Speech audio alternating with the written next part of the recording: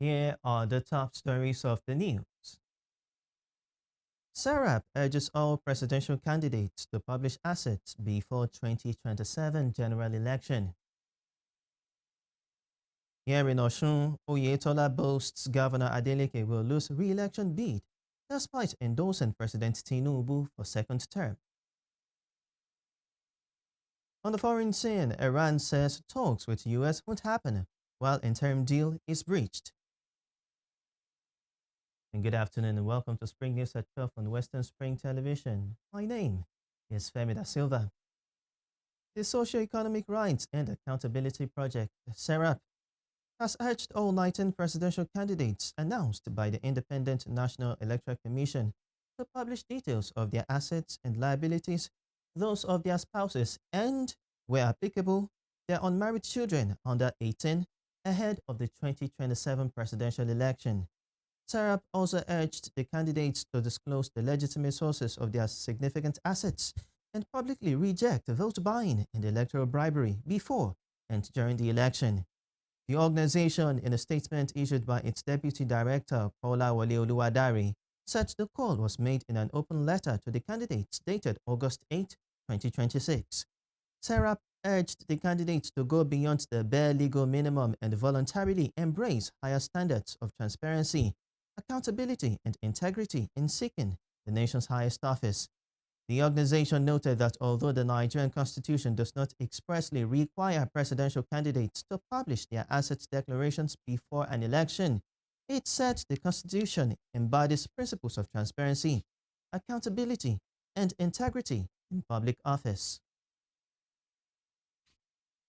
Here in Osun State, the Minister of Marine and Blue Economy, Gboyega Oyetola, has told Governor Ademola Adeleke to prepare for defeat in next Saturday's governorship election, saying his endorsement of President Bola Tinubu would not save his administration. Oyetola stated this on Saturday while addressing all Progressive Congress stakeholders and supporters in Osun State. The former governor, who lost his re-election bid to Adeleke in the 2022 governorship election, was responding to allegations by the governor that APC members and leaders of the Accord Party were being intimidated ahead of the August 15 poll. Speaking in Yoruba, Oyetola said the governor's complaints were an indication that he had realized that he was losing his grip on the state. He said Adeleke's endorsement of the president would not prevent the APC from reclaiming the governorship seat. The minister also dismissed the governor's repeated references to him, saying he had deliberately avoided engaging the governor in public exchanges. Governor Adeleke is seeking re-election in Saturday's poll on the platform of the Accord Party and will face the APC candidate Bola Oyebamiji alongside other candidates.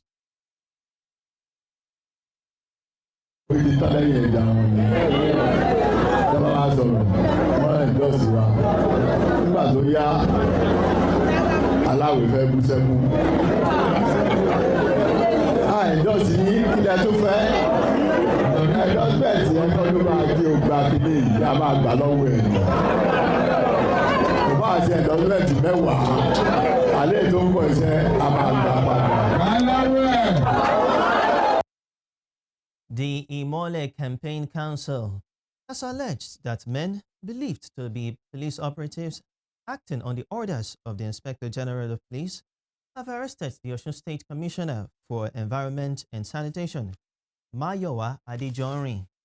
Honorable Adejorin, who is also a leader of Governor Ademola Adeleke's campaign in Obokun local government, was reportedly blocked while driving out of Ilesha and walked away.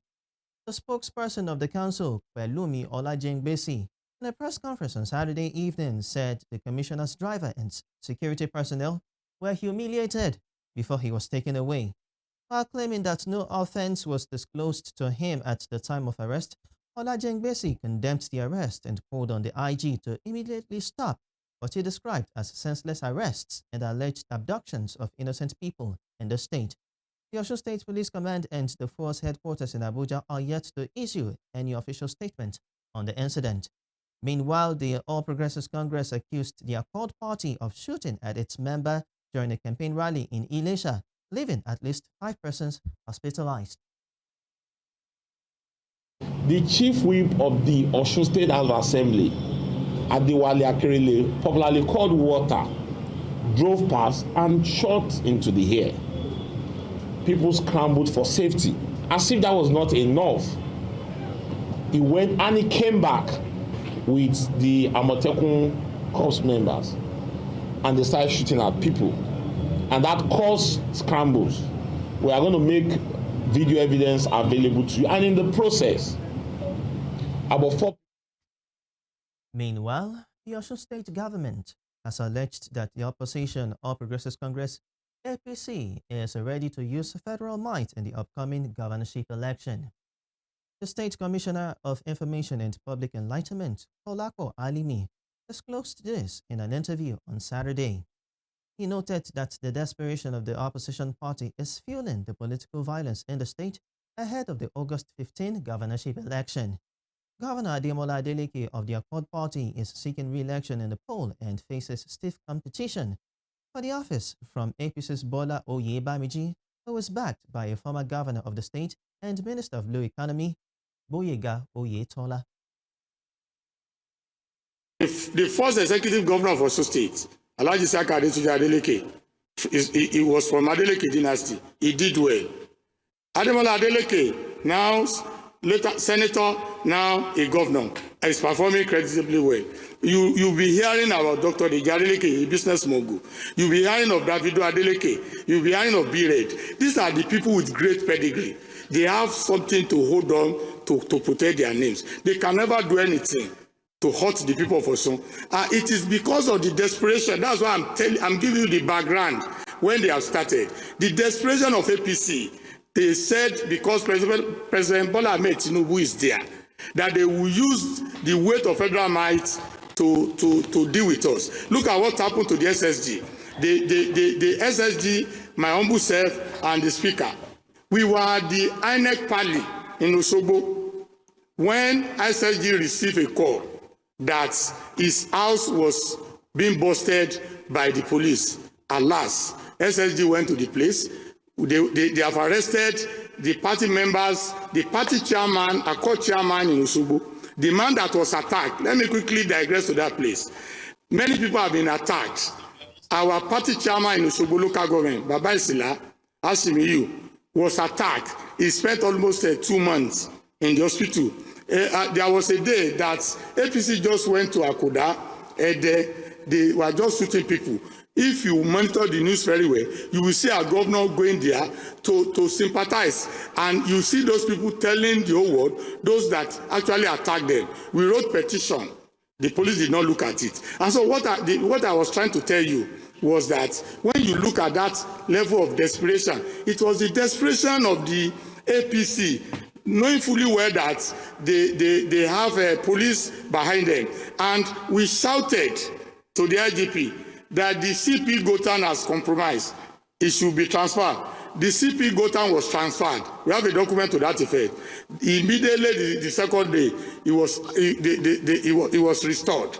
Are you getting it now? So we can only appeal. Ademola Adeleke or Adeleke dynasty, with their own pedigree, they know that it does not really worth it for them, all right, Mr. or Alimi, for anybody for anybody blood to be. For security, the Edo State Police Command has rescued a kidnapped victim, neutralized one suspected kidnapper, and recovered 1.5 million naira ransom during a joint forest operation in Osun Southeast local government area of the state. The operation was carried out on Thursday at about 9:20 p.m. following the abduction of a resident of Uroen Quarters, Ubiaja, on August 5.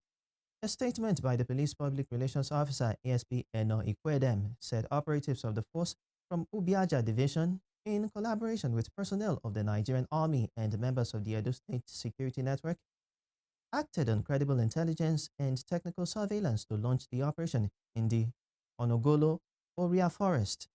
According to the statement, the joint security team strategically positioned itself along the route identified by the kidnappers for the collection of the ransom. It said that as the suspects emerged to collect the ransom, they opened fire in an attempt to evade arrest, leading to a gun duel with the security operatives. The command disclosed that one of the suspected kidnappers was neutralized during the exchange of fire, while 2 others reportedly escaped into the forest with suspected gunshot injuries. The police said a manhunt had been launched for the fleeing suspects. In another development, the National Drug Law Enforcement Agency (NDLEA) has cautioned parents to closely monitor their children's cravings for cookies and gummies, warning that some of the products may contain illicit substances being smuggled into the country. In a statement posted this morning, NDLEA Director of Media and Advocacy Femi Babafemi said recent seizures by the agency had revealed attempts by criminal elements to introduce prohibited substances under the guise of everyday snacks. The warning comes amid a major interception by the Nigeria Customs Service at the Tin Can Island port in Lagos.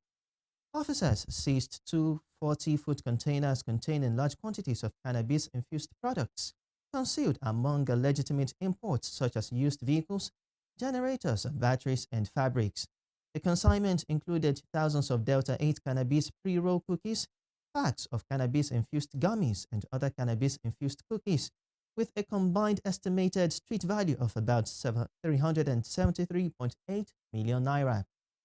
The NDLEA described the products, which originated from the United States and were packaged to resemble ordinary vegan snacks with appealing flavors, as an emerging public health threat.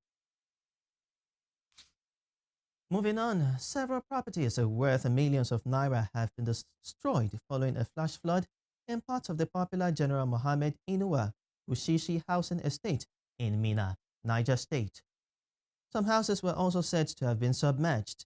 Those affected appealed to the government to urgently intervene and address the recurring flooding and its underlying causes. One of the victims, Waziri Ahmed, said the flood destroyed virtually everything in his home, including foodstuff, documents, mattresses, and livestock. He said the flood water rose to the chest level, forcing residents to evacuate their children to safer locations. Another victim, Bamidele Ajayi, said flood water filled her house and swept away her car and virtually everything she owned. Although no loss of life was reported in the latest incident, residents called for urgent measures to clear blocked waterways, rehabilitate drainage infrastructure, and regulate activities that may contribute to flooding. The Director of Relief and Rehabilitation at the Niger State Emergency Management Agency, Yusuf Mohammed, who assessed the extent of the damage, described the incident as an unexpected incident that occurred earlier than the period when serious flooding is normally anticipated in the state. And you're watching Spring News at 12 on Western Spring Television. We'll be right back after this break.